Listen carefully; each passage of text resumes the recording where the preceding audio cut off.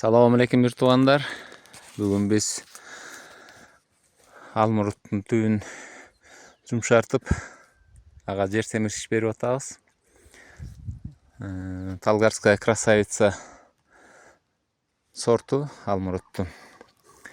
Бүгүн 4-июнь Жетегиз району бизде түшүм момдой болуп калды. Гүлдөгөнүн жакшы гүлдөгөн, бирок ошо маалда күн суук болуп, жакшы чаңдашпай калды окшойт. Гүлүнүн көпчүлүгү чаңдашпай түшүп калды. Бирок Кудайга шүгүр болот. Зато түшүм чоң болот.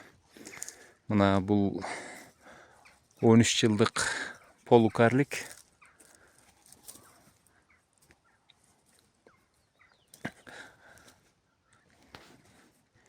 Буга чейин биз 2-3 жолу дарыладык. Тапаз, Энжо жана Нитарт кошуп, эми азыр түбүнө жер семиртиш берген атабыз. Мына ушул тартипте салынып атат.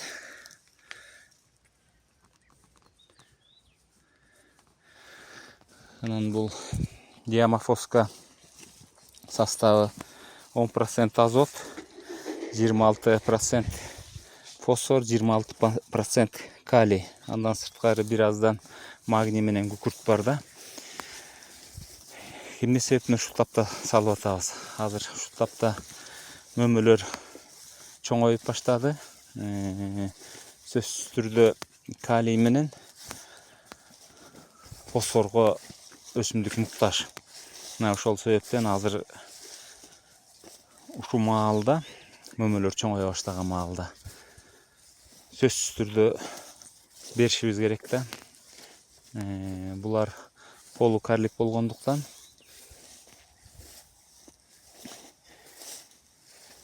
бир аз азыраак, где-то ар бир көчөткө 300-500 граммга чейин салынып атат.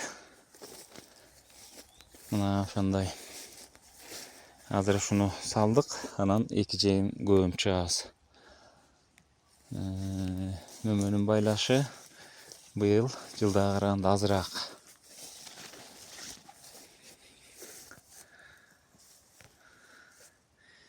Бирок буюрса сапаты жакшы болот го деген үмүттөбүз.